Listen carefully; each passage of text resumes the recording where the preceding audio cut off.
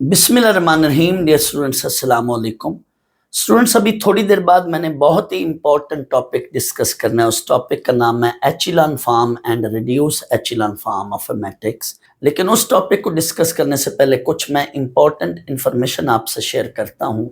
इन information की बुनियाद पर उस टॉपिक को समझने के लिए आपको बहुत आसानी होगी। ये इंफॉर्मेशन क्या है, ये टॉपिक क्या है? इस टॉपिक का नाम है elementary row operations. Students, elementary row operations को डिस्कस करने से पहले मैं आपके सामने एक सिस्टम ऑफ लीनियर इक्वेशंस लेता हूं। इस सिस्टम के अंदर 3 इक्वेशंस हैं। स्टूडेंट्स, जब भी किसी प्रॉब्लम के अंदर 2 या 2 से ज्यादा इक्वेशंस हों तो हम उसको सिस्टम ऑफ इक्वेशंस कहते हैं। बाज राइटर एक इक्वेशन हो तो भी उसको सिस्टम ऑफ इक्वेशन कहते हैं, लेकिन ज्यादातर हम लोग 2 या 2 से ज्यादा जब इक्वेशंस होती हैं तो उसमें हम उसको क्या कहते हैं, सिस्टम ऑफ इक्वेशन। जैसे मेरे पास ये 3 इक्वेशंस हैं तो इस पूरे सिस्टम को मैं कह रहा हूं consider a system of equations. ये मेरे पास एक सिस्टम ऑफ इक्वेशंस। स्टूडेंट्स, मैंने इस सिस्टम ऑफ इक्वेशंस में सोल्यूशन निकालना है। सोल्यूशन से मुराद एक्स, वाई और जेड की वैल्यू। तो इसके लिए मैं स्टूडेंट्स एलिमिनेशन मेथड यूज करता हूँ। एलिमिनेशन मेथड क्या है कि मैं पहले एक्स को एलिमिनेट करूंगा, फिर मैं वाई को एलिमिनेट करूंगा ताकि मुझे जेड की वैल्यू मिले। तो एक्स को एलिमिनेट करने के लिए मैंने क्या करना है, फर्स्ट इक्वेशन को -2 से मल्टीप्लाई करके सेकंड में ऐड करना है। तो यही बात मैंने लिखी है, multiplying equation 1 with -2 and adding it with equation 2। तो फर्स्ट इक्वेशन को -2 से मल्टीप्लाई करके सेकंड इक्वेशन के साथ ऐड किया। ये रफ में मैंने ऐड किया और रिजल्ट को मैंने इधर लिखा है। ये देखें, ये वाला जो रिजल्ट है मैंने यहाँ पे लिखा है। First equation as it is मैंने दोबारा नीचे लिखी है, लेकिन यहाँ पे ये ऑपरेशन लगाकर जो न्यू इक्वेशन मेरे पास बनी है वो मैंने यहाँ पे लिखी। स्टूडेंट्स, मैं यहां से भी x को एलिमिनेट करना चाहता हूं। दैट्स वाई अगेन मैं फर्स्ट इक्वेशन को -3 से मल्टीप्लाई करके थर्ड इक्वेशन के साथ ऐड करूंगा। यही बात मैंने लिखी है, यानी सेकंड इक्वेशन से भी मैं x को एलिमिनेट कर रहा हूं और थर्ड इक्वेशन से भी मैं x को एलिमिनेट कर रहा हूं। तो ये ऑपरेशन मैंने किया थर्ड इक्वेशन के साथ। तो ये देखें, ये रफ में मैंने किया और रिजल्ट को मैंने जो है यहाँ पे लिख लिया। ये मेरे पास न्यू सिस्टम ऑफ इक्वेशन बना है। गिवन से मैंने ये नया सिस्टम ऑफ इक्वेशन बनाया है। अब स्टूडेंट्स, मैंने यहाँ पे y को एलिमिनेट करना है, लेकिन y को एलिमिनेट करने से पहले मैं इन 2 इक्वेशंस को आपस में एक्सचेंज कर रहा हूँ।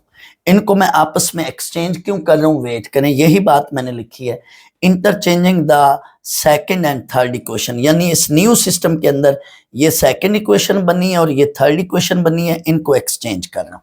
एक्सचेंज क्यों कर रहा हूं मैं थोड़ी देर बाद बताने जा रहा हूं। अब यहां पे मैं स्टूडेंट्स y को एलिमिनेट करना चाहता हूं।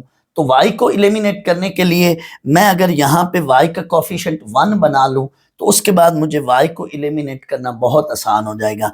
दैट्स वाई इस सेकंड इक्वेशन पूरी को मैं 2 पे डिवाइड कर रहा हूं। यही बात मैंने लिखी है, डिवाइडिंग इक्वेशन 2 विद 2। तो 2 पे डिवाइड किया, या यूं भी कह सकते हैं मल्टीप्लाइंग सेकंड इक्वेशन विद 1/2। यानी किसी नंबर से डिवाइड कर दो या किसी नंबर से मल्टीप्लाई कर दो इक्वेशन से, तो सोल्यूशन पर असर या फर्क नहीं पड़ता। फिलहाल मैं डिवाइड कर रहा हूं। डिवाइड करने के बाद मेरे पास ये न्यू सिस्टम ऑफ इक्वेशन बनी। यहाँ डिवाइड करने के बाद ये मेरे पास न्यू सिस्टम ऑफ इक्वेशन बना। आप देखें, यहाँ पे मैंने 2 पे इसको डिवाइड कर दी। अब स्टूडेंट्स, वो मैं बात बता रहा हूं कि एक्सचेंज क्यों किया और डिवाइड क्यों किया। ये देखें, अब मेरे पास y को एलिमिनेट करना यहां से बहुत आसान हो चुका है। कैसे एलिमिनेट करूंगा, फर्स्ट कैसे एलिमिनेट करूंगा, यहां पे इस सिस्टम के अंदर जो सेकंड इक्वेशन है ये वाली, इसको 3 से मल्टीप्लाई करके थर्ड इक्वेशन के साथ ऐड कर दें। तो यही बात मैंने लिखी है, multiplying second equation with 3 and adding it with third equation. जो काम मैंने करना होता है वो साइड पर रफ में किया है, डायरेक्ट रिजल्ट मैं इधर लिखता हूं। तो हर बार प्रीवियस इक्वेशंस भी लिख रहा हूं और जो रिजल्ट्स बन रहे हैं नई इक्वेशन वो भी साथ लिखता जा रहा हूं। तो ये देखें, ये नई इक्वेशन z इक्वल टू 1 बनी, तो ये मैंने यहाँ पे लिख दी, तो नई इक्वेशन ये बन गई मेरे पास। तो अब आप देखें यहाँ से मुझे z की वैल्यू मिल गई है। मैंने स्टूडेंट सोल्यूशन ऑफ इक्वेशन निकालना था, तो मैंने पहले x को एलिमिनेट किया, यहाँ पर आकर फिर मैंने y को एलिमिनेट किया। x और y जब एलिमिनेट हो गए तो फाइनली मेरे पास z की वैल्यू बन गई। अब आप देखें तो मैं इस z की वैल्यू को अगर इसमें पुट कर दूं यहाँ पे सेकंड इक्वेशन में, तो मेरे पास यहाँ से y की वैल्यू बन जाएगी, और फिर y और z की वैल्यू को मैं वापस यहाँ पे अगर इस इक्वेशन में पुट करूं तो मुझे x की वैल्यू मिल जाएगी और मुझे सोल्यूशन मिल जाएगा। स्टूडेंट्स, इन्हीं ऑपरेशंस को अगर आप समराइज करें तो ये ऑपरेशंस क्या है, मैं इन्हीं ऑपरेशंस को समराइज कर रहा हूं। जो मैंने सिस्टम ऑफ इक्वेशंस पर ऑपरेशन लगाए हैं, जस्ट मैं इनको इकट्ठा लिख रहा हूं। तो ये ऑपरेशंस क्या है, मैंने थोड़ी सी तरतीब बदली है। मैंने फर्स्ट ऑफ ऑल ये ऑपरेशन रोज को एक्सचेंज करने में, मैंने फर्स्ट ऑफ ऑल ये ऑपरेशन इक्वेशंस को एक्सचेंज करने वाला जो ऑपरेशन है वो पहले लिखा है। यानी सिस्टम ऑफ इक्वेशंस में हम कोई सी भी दो इक्वेशंस को आपस में एक्सचेंज कर सकते हैं। एक्सचेंज करने से मुराद इक्वेशंस को ऊपर नीचे लिखने से सॉल्यूशन पर असर या फर्क नहीं पड़ेगा। मैं यूं मिसाल दे देता हूं, मेरे पास बच्चों ये एक इक्वेशन है और दूसरी इक्वेशन ये है, इसमें मैं इनको ऐड करना चाहता हूं, तो मैं ये नीचे रख लूं और ये ऊपर रखकर ऐड कर दूं, या ये इक्वेशन ऊपर ले जाऊं और इसको नीचे रखकर तब भी ऐड करूं, तो आंसर सेम ही आएगा। तो इक्वेशंस को आपस में एक्सचेंज करने से सॉल्यूशन पर असर या फर्क नहीं पड़ता। तो यहाँ पे ये कहा जा रहा है कि सिस्टम ऑफ इक्वेशंस में आप दो इक्वेशंस को आपस में एक्सचेंज कर सकते हो, इंटरचेंजिंग एनी टू इक्वेशंस। अगली क्या बात है, अगला ऑपरेशन क्या है, एडिंग और subtracting an equation into N other equation. यानी सिंपली आप किसी एक इक्वेशन को किसी दूसरी इक्वेशन में डायरेक्ट ऐड कर दो या सब्ट्रैक्ट कर दो।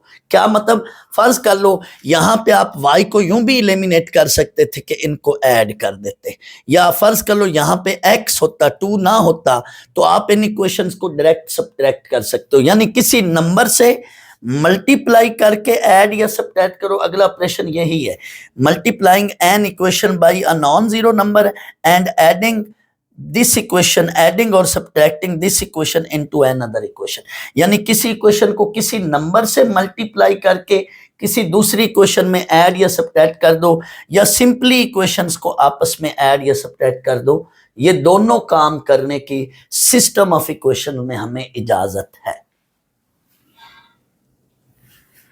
आखिरी बात क्या है कि हम किसी इक्वेशन को किसी नॉन जीरो नंबर पे डिवाइड भी कर सकते हैं और मल्टीप्लाई भी कर सकते हैं। ये जो बात मैंने की थी, यानी इस इक्वेशन को मैंने 2 पे डिवाइड किया या 1/2 से मल्टीप्लाई कर दें, एक ही बात है। तो स्टूडेंट, सिस्टम ऑफ इक्वेशंस में हमें इन 4 ऑपरेशंस करने की इजाजत है। यानी सिस्टम ऑफ इक्वेशन में हम ये 4 ऑपरेशंस कर सकते हैं। मैं फिर रिपीट करूं, इंटरचेंजिंग 2 इक्वेशंस कर सकते हैं, किसी इक्वेशन को किसी दूसरी इक्वेशन में ऐड या सब्ट्रैक्ट कर सकते हैं, किसी इक्वेशन को किसी नंबर से मल्टीप्लाई करके किसी दूसरी इक्वेशन में ऐड या सब्ट्रैक्ट कर सकते हैं, और आखिर में क्या मैंने लिखा है कि किसी इक्वेशन को किसी नंबर से डिवाइड या मल्टीप्लाई भी कर सकते हैं। अब यही ऑपरेशंस अगर मैं स्टूडेंट्स मैट्रिसेस पर लगाऊं तो इन ऑपरेशंस को फिर हम क्या कहेंगे, एलिमेंट्री रो ऑपरेशन। मैट्रिसेस, अगर यही ऑपरेशन मैं मैट्रिसेस की रोज पर लगाऊं, यही ऑपरेशंस जो मैंने इक्वेशंस पर लगाए हैं, इक्वेशंस की बजाय यही ऑपरेशंस मैं रोज पर लगाऊं, तो फिर इन ऑपरेशंस को क्या कहेंगे, एलिमेंट्री रो ऑपरेशन। यही बात मैंने लिखी है। Corresponding to these elementary operation, ये जो एलिमेंट्री ऑपरेशंस हैं, the following elementary row operations are applied to matrices to obtain equivalent matrices। हमें equivalent matrices मिलते हैं। इधर बेटा हमें equivalent जो है सिस्टम ऑफ इक्वेशंस मिल रहे हैं, बट इधर जो हमें मैट्रिसेस मिलेंगे वो इक्विवेलेंट मैट्रिसेस होंगे। तो एक ही बात है, उधर सिस्टम ऑफ इक्विवेलेंट इक्वेशंस है, ये सिस्टम ऑफ इक्वेशन इस सिस्टम के इक्विवेलेंट है, ये सिस्टम ऑफ इक्वेशन इस सिस्टम के इक्विवेलेंट है। इसी तरह से जब मैं इधर मैट्रिसेस बनाऊंगा तो आपको इक्विवेलेंट सिस्टम ऑफ, तो इसी तरह से जब मैं यहाँ पे मैट्रिसेस बनाऊंगा तो आपको इक्विवेलेंट मैट्रिसेस मिलेंगे। आए पहले इन ऑपरेशंस को डिस्कस कर लें। पहली बात वही जो इधर मैंने इक्वेशंस पर लिखी थी, इधर मैट्रिसेस की रोज पर लिखूंगा।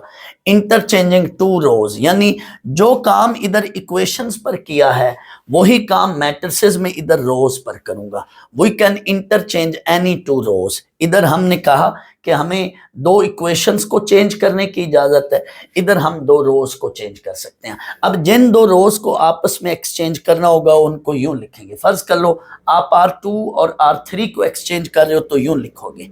आपकी बुक में यूं लिखा जा रहा है, फर्ज कर लो R2 और R3 को एक्सचेंज करते हो तो यूं लिखा जा रहा है, बट आपने इसकी बजाय यूं लिखना है। फर्ज कर लो आप R1 और R3 को एक्सचेंज करते हो तो R1 एरो R3। फर्ज कर लो आप R1 और R2 को एक्सचेंज कर रहे हो तो आप यूं लिखोगे R1 डबल एरो R2। इस तरह से R12 जिन रोज को भी आप एक्सचेंज कर रहे हैं यूं लिखोगे। अब अगली बात क्या है, इधर मैंने कहा कि हम दो इक्वेशंस को नॉर्मली किसी नंबर से मल्टीप्लाई नहीं किया, डायरेक्ट ऐड या सब्ट्रैक्ट कर सकते हैं। इधर हम दो रोज को आपस में डायरेक्ट ऐड या सब्ट्रैक्ट कर सकते हैं। ये देखें, एडिंग और subtracting a row into another row. फर्ज कर लो अब आपने सेकंड रो में फर्स्ट रो को ऐड करना तो यूं लिखोगे R2 प्लस R1। फर्ज कर लो सेकंड रो के अंदर R3 को ऐड करना है तो R2 प्लस R3, यानी जिस रो में ऐड करना है वो पहले लिखनी है और जिस रो को ऐड करना है वो बाद में लिखनी है, और चेंज भी उसी रो में आएगी जो पहले लिखने हैं। ऐड कर लें या सब्ट्रैक्ट कर लें, फर्क या असर नहीं पड़ता। अगली बात क्या है, इधर हमने किसी नंबर से, इधर हमने किसी इक्वेशन को किसी नंबर से मल्टीप्लाई करके किसी दूसरी इक्वेशन में ऐड या सब्ट्रैक्ट किया था। अब इक्वेशन की बजाय आपने लफ्ज रो लिखना है। ये देख लें, multiplying a row with a non zero number and adding और subtracting this row into N other row. जैसे यहां पे देखें, मैंने फर्स्ट इक्वेशन को -3 से मल्टीप्लाई करके थर्ड में ऐड किया। इधर वही काम मैंने क्या करना है, फर्स्ट रो को -3 से मल्टीप्लाई करके किस में ऐड किया, R3 में। तो जिसमें ऐड करना है वो रो पहले लिखनी। फर्ज कर लो आप ये ऑपरेशन करना चाहते हो कि R3 में मैंने फर्स्ट रो को -3 से मल्टीप्लाई करके ऐड करना है, तो उसको मैथमेटिकली यूं लिखेंगे। आखिर में dividing a row by non zero number, किसी रो को किसी नॉन जीरो नंबर से डिवाइड करना है, ये वाली बात। उधर इक्वेशन को डिवाइड किया था, यहां पे आपने रो को डिवाइड करना। फर्ज कर लो R3 को आप 7 पे डिवाइड करते हो तो यूं लिखोगे। फर्ज कर लो R2 को आप 2 पे डिवाइड करते हो या 3 पे डिवाइड करते हो तो R2 डिवाइडेड बाई 2 लिख लो या R2 डिवाइडेड बाई 3। जिस नंबर से आपने डिवाइड करना है वो लिखोगे। स्टूडेंट्स, ये ऑपरेशंस आपने रोज पर लगाए हैं तो इनको हम कहेंगे एलिमेंट्री रो ऑपरेशन। लेकिन यही ऑपरेशंस अगर आप कॉलम्स पर लगाएं तो इसी टॉपिक का नाम बन जाएगा एलिमेंट्री कॉलम ऑपरेशंस। यानी यहाँ पे लफ्ज रोज की बजाय क्या आता जाएगा, कॉलम आता जाएगा। हम दो कॉलम्स को आपस में एक्सचेंज कर सकते हैं, हम एक कॉलम को किसी दूसरे कॉलम में ऐड या सब्ट्रैक्ट कर सकते हैं, हम एक कॉलम को किसी नंबर से मल्टीप्लाई करके किसी दूसरे कॉलम में ऐड या सब्ट्रैक्ट कर सकते हैं उस कॉलम को, और आखिर में क्या है, हम किसी भी कॉलम को किसी नॉन जीरो नंबर पे डिवाइड कर सकते हैं।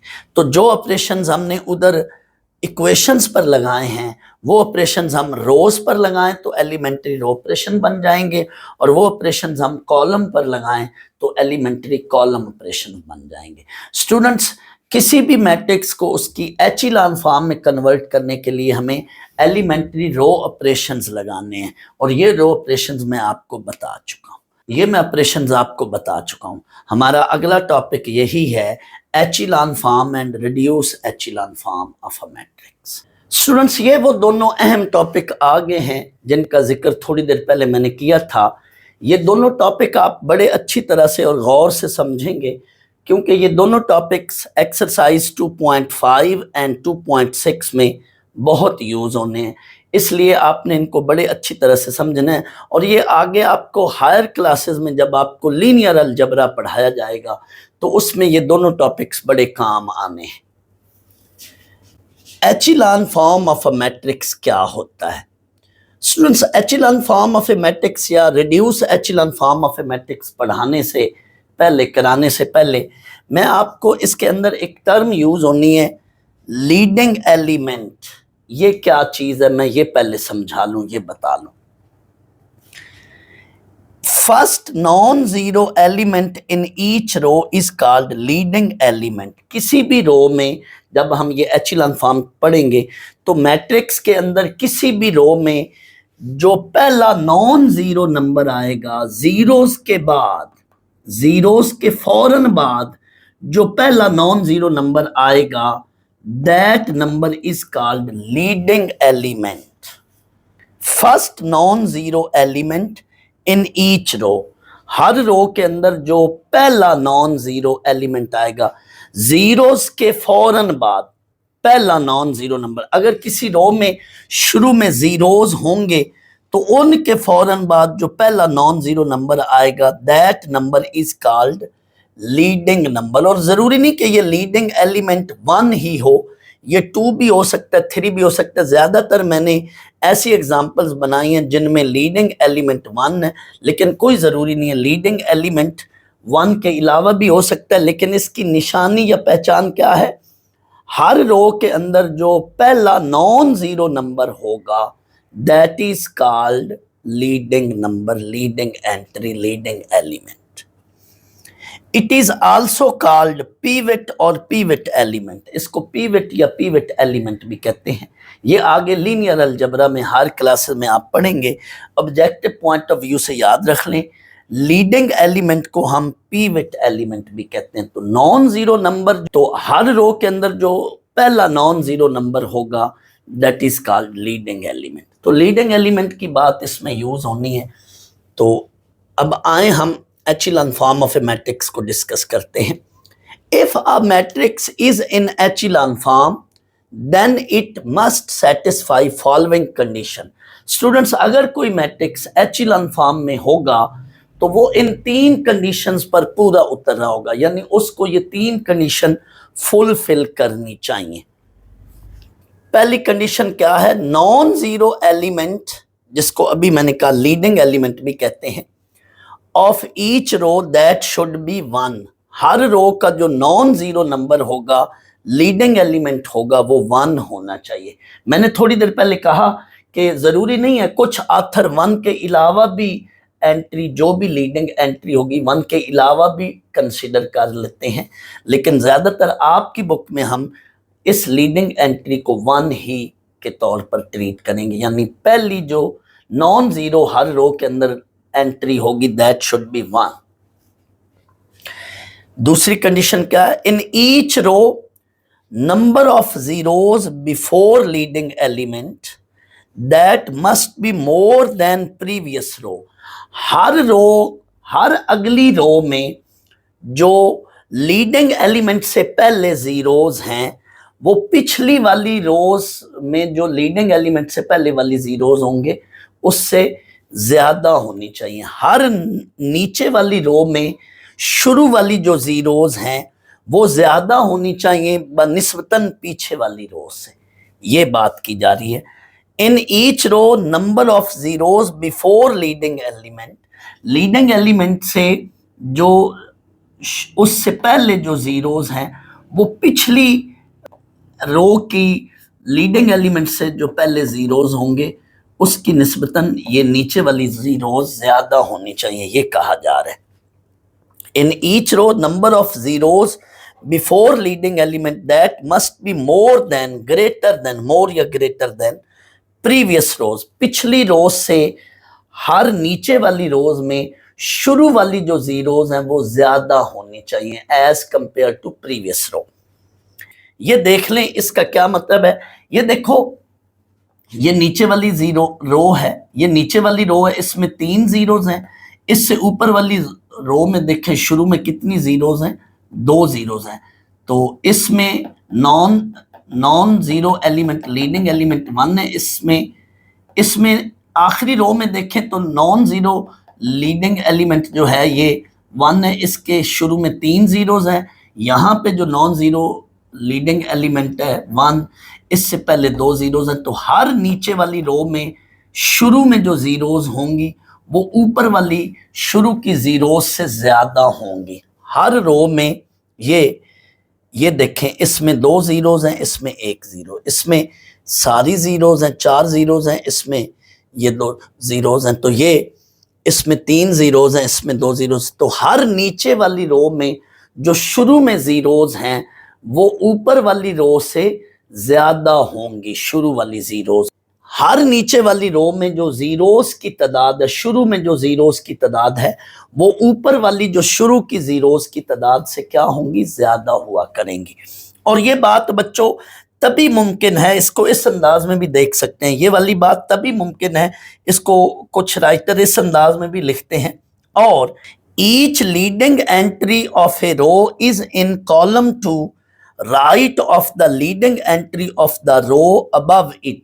यानी हर नीचे वाली रो की जो लीडिंग एंट्री होगी वो अपने से ऊपर वाली रो की लीडिंग एंट्री के राइट पर हुआ करेगी। हर नीचे वाली रो की जो लीडिंग एंट्री होगी, जिसको हमने 1 कहा, हर नीचे वाली रो की जो लीडिंग एंट्री होगी वो अपने से ऊपर वाली रो की लीडिंग एंट्री के राइट पर होगी, यानी उससे राइट पर हुआ करेगी। ये देखो, ये इसकी ये लीडिंग एंट्री है, ये ऊपर वाली रो की लीडिंग एंट्री से राइट पर पड़ी, उसके राइट पर पड़ी। हर नीचे वाली रो की लीडिंग एंट्री अपने से ऊपर वाली रो की लीडिंग एंट्री के राइट पर हुआ करेगी। जब ये राइट पर हुआ करेगी तो डेफिनेटली फिर ये शुरू वाली जीरोस जो होंगी ये अपने से ऊपर वाली जो शुरू वाली रो से, ये अपने से ऊपर वाली जो रो के शुरू में जो जीरोस होंगे लीडिंग एलिमेंट से पहले, तो ये वाली नीचे वाली जीरोस उससे क्या हुआ करेंगी, ज्यादा होंगी।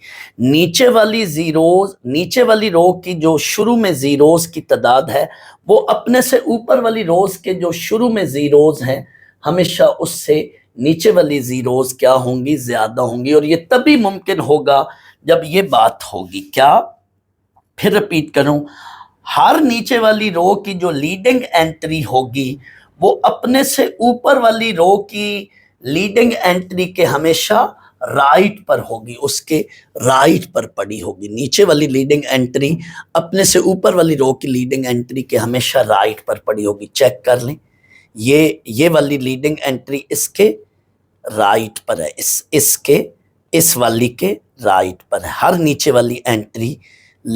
नीचे वाली रो की जो लीडिंग एंट्री है अपने से ऊपर वाली रो की लीडिंग एंट्री के राइट पर होगी, तो जाहिर है फिर नीचे नंबर ऑफ जीरो ज्यादा होंगे।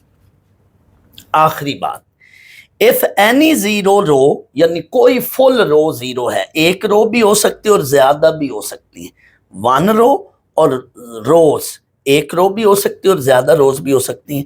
इफ एनी जीरो रो, यानी कोई फुल रो है, वो सारी की सारी जीरो है, तो it must be present, is present, then it must be at last. अगर कोई जीरो रो पड़ी है तो वो हमेशा नीचे एंड पर होगी। अगर कोई सारी की सारी फुल रो जीरो है, एक भी हो सकती है और एक से ज्यादा रोज भी हो सकती हैं जीरो रो, लेकिन अगर वो कोई जीरो रो पड़ी है तो ये हमेशा तरतीब में एंड पर होगी। यानी फुल रो कोई जीरो रो है तो वो एट बॉटम होगी, एट एंड होगी।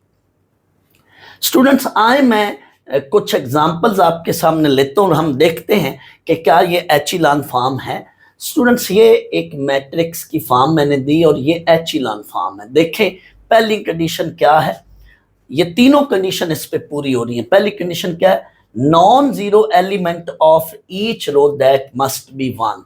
हर रो का जो नॉन जीरो एलिमेंट, अब इसमें तो शुरू में जीरोस है ही नहीं, तो पहला नॉन जीरो एलिमेंट यही है और ये क्या है, 1 है। अगली रो में आए, शुरू में जीरोस है, इसका पहला नॉन जीरो एलिमेंट क्या है, 1 है। अगली रो में आए, इसका पहला नॉन जीरो एलिमेंट क्या है, 1 है। तो पहली कंडीशन तमाम रोज पर पूरी उतर रही है। दूसरी कंडीशन देखें, in each row number of zeros before leading element. आप ये वाली बात ही याद रखें, नीचे वाली बात को, ये जो मैंने बोला था ना कि राइट पे हुआ करेगी, इसको ना याद रखें, ये वाली ज्यादा जल्दी बच्चों को याद हो जाती है। क्या, in each row number of zeros before leading element that must be greater और मोर देन प्रीवियस रो। हर अगली रो में जो शुरू के जीरोस हैं, लीडिंग एलिमेंट से पहले के जो जीरोस हैं, वो ऊपर वाले लीडिंग एलिमेंट के जो पहले से जीरोस हैं उससे ज्यादा हुआ करेंगे। चेक कर लें, ये भी और ये भी, ये तीनों जो हैं, मैं इन तीनों एचिलन फॉर्म में ये वाली कंडीशन जो है ना दिखा रहा हूं। हर नीचे वाली रो में जो शुरू में जीरोज हैं वो ऊपर वाली रो के शुरू में जो जीरोज हैं उससे ज्यादा होगा है। चेक कर, ये तीनों में ये कंडीशन पूरी हो रही। अब अगली बात देख लें, तो इसमें भी ये कंडीशन पूरी हो रही है। अब आखिरी बात, if any row is zero then it must be at end. इसमें तो कोई जीरो रो नहीं है, बट इसमें ये जीरो रो पड़ी हुई और ये एंड पर है, लिहाजा ये दोनों जो मैट्रिसेस हैं ये एचिलन फॉर्म में, ये भी एचिलन फॉर्म में। इसमें ये तीनों कंडीशंस पूरी हो रही हैं। चेक कर लें तीनों कंडीशंस को। बट बच्चों ये एचिलन फॉर्म नहीं है। इसमें क्या है, पहली रो को देखें, पहली रो तो इन तीनों बातों पर पूरा उतर रही है। दूसरी रो जो है इन तीनों बातों पर, दूसरी रो जो है वो इस बात पर पूरा नहीं उतर रही। क्या, इसमें जो लीडिंग एलिमेंट से पहले एक जीरो है और ऊपर वाली जो रो है उसमें लीडिंग एलिमेंट से पहले दो जीरोस हैं, लिहाजा ये कंडीशन जो ये सेकंड वाली कंडीशन है ये इस मैट्रिक्स पर पूरी नहीं उतरी। हालांकि थर्ड कंडीशन पूरी उतर रही है, अगर कोई जीरो रो पड़ी है तो वो एंड पर है। पहली रो पर और दूसरी रो पर ये कंडीशंस पूरी हो रही हैं, इनमें से कोई ना कोई कंडीशन पूरी हो रही है। पहली रो में देखें तो ये वाली कंडीशन पूरी हो रही है, लेकिन दूसरी रो में ये कंडीशन पूरी नहीं हो रही। अगर किसी मैट्रिक्स फॉर्म में कोई एक कंडीशन भी फेल हो जाए, पूरी ना हो रही हो, तो वो मैट्रिक्स एचिलन फॉर्म नहीं होती। जैसे इसमें देखें, इस मैट्रिक्स में ये जो सेकंड रो है, सेकंड रो में लीडिंग जीरोज एक है, फर्स्ट रो में लीडिंग जीरोज दो हैं, लिहाजा ये सेकंड कंडीशन जो है ये इस मैट्रिक्स पर फेल हो रही है। लिहाजा ये मैट्रिक्स जो है ये एचिलन फॉर्म नहीं है। ये क्रॉस मैंने इसीलिए डाला। तीसरी आखिरी एग्जांपल में देखें, इसमें ये वाली कंडीशन फेल हो रही है।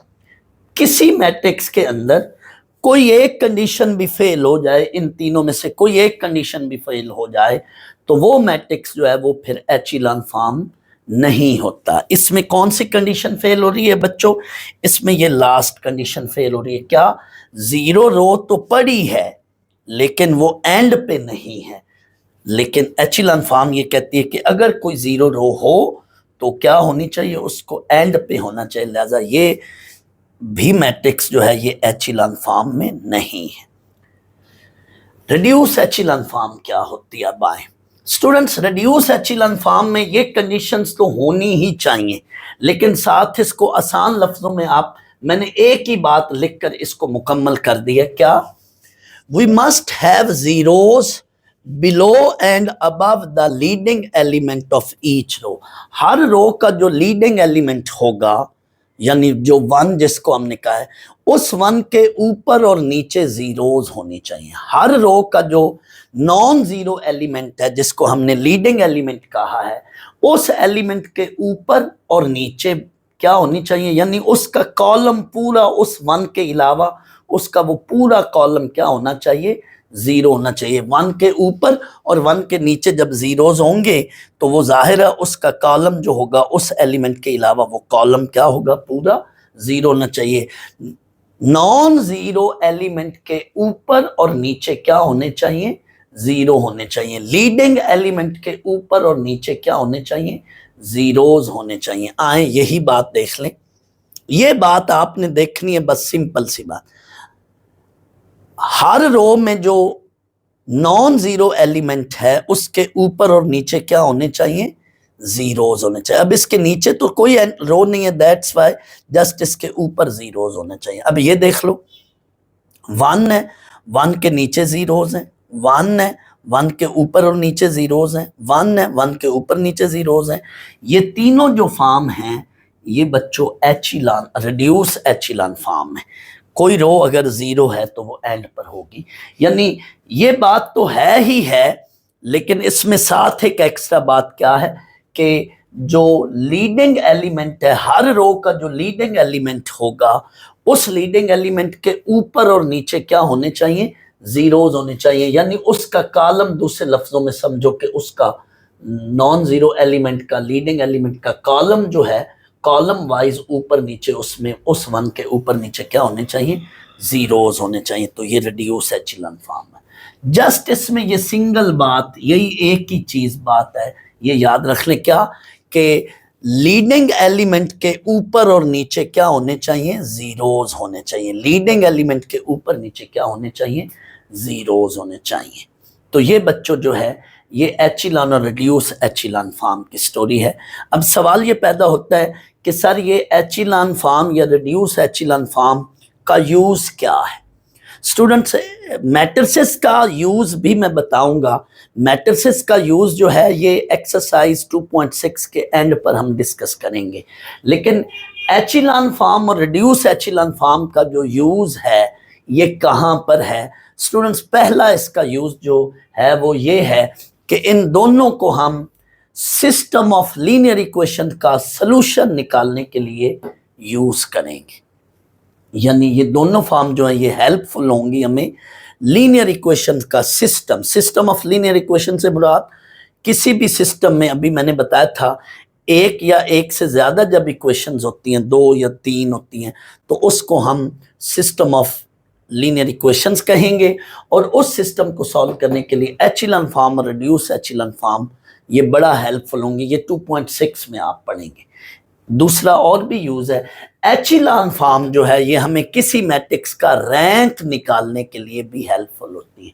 किसी मैट्रिक्स की रैंकिंग करने के लिए, उसका रैंक निकालने के लिए जो है एचिलॉन फॉर्म जो है ये यूज होगी। तो मेरे अगले लेक्चर में आप इंशाल्लाह हम डिफरेंट एक्सरसाइज 2.4 में हम डिफरेंट मैट्रिसेस को, जो हमें गिवन मैट्रिसेस होंगे, उनको हम एचिलॉन फॉर्म में या रिड्यूस एचिलॉन फॉर्म में कन्वर्ट करना सीखेंगे। और इसके लिए हमें एलिमेंट्री रो ऑपरेशंस की ज़रूरत पड़ेगी, जो मैंने अभी बताया एलिमेंट्री रो ऑपरेशन। तो मेरे इस लेक्चर को, जिसमें मैंने elementary row operation, echelon form, reduce echelon form बताया, इसको आप अच्छी तरह से कर लें, अच्छी तरह से पढ़ लें, तो आपको इंशाल्लाह एक्सरसाइज 2.4 बड़े आराम से समझ आ जाएगी। बच्चों, इसमें मैं एक और बात ऐड करता चलूँ। जब हम एक्सरसाइज 2.5 करेंगे, उसके चंद क्वेश्चन जिनमें हमें मैट्रिसेस को एचिलॉन फॉर्म में कन्वर्ट करना होगा, चंद क्वेश्चंस ऐसे होंगे जो 3x3 ऑर्डर के मैट्रिसेस होंगे। उनमें ये होगा कि डायगोनल एंट्रीज, ज़्यादातर डायगोनल एंट्रीज 1 बन रही होंगी और इन 1 के नीचे जो है वो 0 बन रहे होंगे। ये 3x3 मैट्रिक्स में ऐसा हो रहा होगा। कुछ क्वेश्चंस ऐसे होंगे 3x3 मैट्रिक्स ऑर्डर के मैट्रिसेस के, उनमें डायगोनल एंट्री ये 3x3 के मैट्रिसेस में हो रहा होगा। हमेशा नहीं, सिर्फ चंद क्वेश्चन में। एक्चुअली तो असल यही एचिलॉन फॉर्म की कंडीशंस हैं, लेकिन चंद क्वेश्चन जो 3x3 ऑर्डर के मैट्रिसेस होंगे, उनमें होगा ये कि डायगोनल एंट्रीज 1 बनेंगी और 1 के नीचे क्या है, 0 बनाएंगे। ऐसे मसलन मिसाल के तौर पे कुछ एक तरह की ये फॉर्म है, फर्ज कर लो ऐसी ये फॉर्म है कि इसमें डायगोनल एंट्रीज 1 बनेंगी और 1 के नीचे क्या है, 0s बनेंगे। 3x3 के मैट्रिसेस में ज्यादातर क्वेश्चंस में ऐसा हो रहा होगा। जब हम 2.5 एक्सरसाइज करेंगे, 2.5 के अंदर इस तरह के क्वेश्चन जो 3x3 मैट्रिसेस होंगे, हमें गिवन होगा मैट्रिक्स, उसको हमें एचिलॉन फॉर्म में कन्वर्ट करना पड़ेगा। उस पर हम रो ऑपरेशन जब लगाएंगे तो ज्यादातर जो 2.5 के 3x3 के मैट्रिसेस होंगे, उनमें मैक्सिमम क्वेश्चंस के, हर क्वेश्चन के अंदर नहीं, लेकिन मैक्सिमम क्वेश्चन के अंदर इस तरह का फॉर्मेट या इस तरह की शक्ल बनेगी। और एक्सरसाइज जो 2.6 है उसके अंदर भी चंद क्वेश्चंस ऐसे होंगे जिनका ऑर्डर मैट्रिक्स का 3x4 होगा, और जब हम उसको एचिलॉन फॉर्म में कन्वर्ट करेंगे तो उसमें जो है डायगोनल एंट्रीज इस तरह से 1 बनेंगी और ये इस तरह से 3x4 को, और बाकी जो है ऐसे कोई फॉर्म इस तरह की फर्ज कर लो मैंने बनाई। तो डायगोनल एंट्री ये जो है ना, ये सिर्फ 2 क्वेश्चंस ऐसे हैं एक्सरसाइज 2.6 के अंदर। जब वो क्वेश्चंस आएंगे तो मैं बताऊंगा वहां पे डायगोनल एंट्रीज ऐसे 1 बनेंगी और 1 के नीचे क्या होगा, 0 होगा। ये आर्गुमेंटेड मैट्रिक्स में के अंदर ऐसी फॉर्म हो रही होगी। इतना हिस्सा जो है, इतना हिस्सा ये मैट्रिक्स 3x3 का थोड़ी देर के लिए सपोज कर ली, और इसके साथ ये आर्गुमेंटेड मैट्रिक्स लेंगे हम, तो ये 3x4 का मैट्रिक्स बन जाएगा। ये जब मैं सवाल कराऊंगा ना 2.6 के अंदर, तो तब ये चीज समझ आएगी।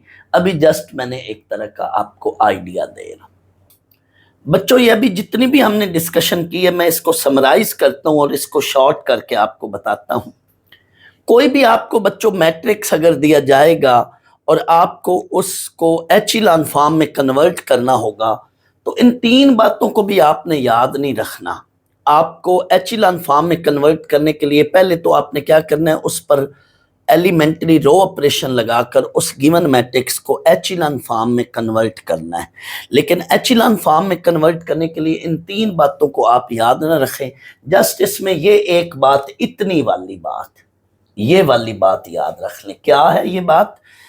जैसे जैसे बच्चों हम नीचे जाएंगे तो लीडिंग एलिमेंट से पहले जो जीरोज हैं, लीडिंग एलिमेंट से पहले या शुरू में जो जीरोज आएंगी, जैसे जैसे हम नीचे जाएंगे तो उन जीरोज की तादाद ज्यादा होती जाए, बढ़ती जाए। जैसे जैसे हम नीचे जाएंगे रो वाइज, जैसे जैसे हम नीचे जाएंगे तो लीडिंग एलिमेंट से पहले जो जीरोज की तादाद है, ये ऊपर वाली जो भी रो होगी उससे ज्यादा होनी चाहिए।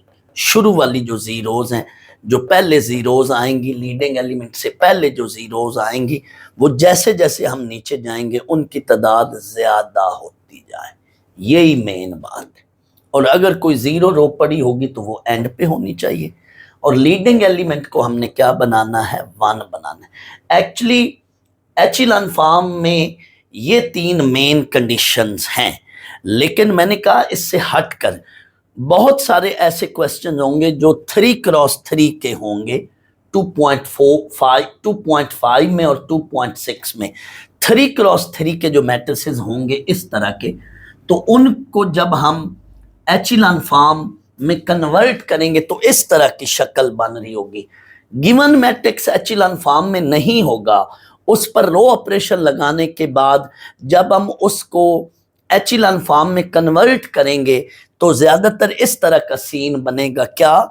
3x3 के लिए डायगोनल एंट्रीज 1 बन रही होंगी और 1 के नीचे जो है रो ऑपरेशन लगाने के बाद 1 के नीचे जीरोज बन रहे होंगे।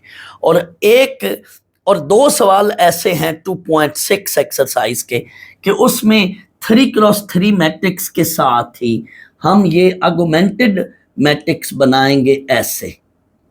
यहां पे एक और कॉलम भी होगा, फिर वो 3x4 का मैट्रिक्स बन जाएगा। लेकिन इतने मैट्रिक्स को सामने रखते हुए हम क्या करेंगे? डायगोनल एंट्रीज को 1 बनाएंगे। इस कॉलम को साथ साथ हम लेकर चलेंगे, ये जब मैं क्वेश्चन कराऊंगा तो समझ आएगी। इस कॉलम को साथ साथ हम लेकर चलेंगे, लेकिन 3x3 के मुताबिक अगर हम देखेंगे तो ये जो डायगोनल एंट्रीज हैं, ये 3x3 के मुताबिक ये डायगोनल एंट्रीज बनेंगी। इनको हम 1 बनाएंगे और 1 के नीचे क्या बनेगा? 0। ये 2.6 एक्सरसाइज के क्वेश्चन में हम देखेंगे। और अगर किसी मैट्रिक्स को रिड्यूस्ड एचिलॉन फॉर्म में कन्वर्ट करना होएगा तो उसमें ये एक बात इतनी याद रखनी है, क्या? कि जो लीडिंग एलिमेंट होगा उस एलिमेंट के ऊपर और उस एलिमेंट के नीचे क्या बनाएंगे? हम 0 बनाएंगे। और लीडिंग एलिमेंट से मुराद हर रो का जो पहला नॉन जीरो एलिमेंट होगा, 0 एलिमेंट के बाद जो एलिमेंट बनेगा उस एलिमेंट को नॉन जीरो एलिमेंट कहेंगे। और वो नॉन जीरो एलिमेंट जो होगा that is called leading element और पीवट एलिमेंट। ये बातें हैं मेन जो मेरे इस लेक्चर की हैं, मैंने इनको समराइज कर दिया। आप बच्चों अब एक्सरसाइज 2.5 करने से पहले, मेरा अगला लेक्चर एक्सरसाइज 2.5 का होगा, लेकिन उस लेक्चर से पहले मेरी इन बातों को डिटेल में भी मैंने अभी इसी लेक्चर में बताया है, इन शॉर्ट भी एंड पे बताया है। इन शॉर्ट तो तभी समझ आएगी जब आप डिटेल में सुनेंगे इन बातों को। तो वो लेक्चर, ये वाला मेरा लेक्चर सुन लें, तभी आपको 2.5 एक्सरसाइज की समझ आएगी।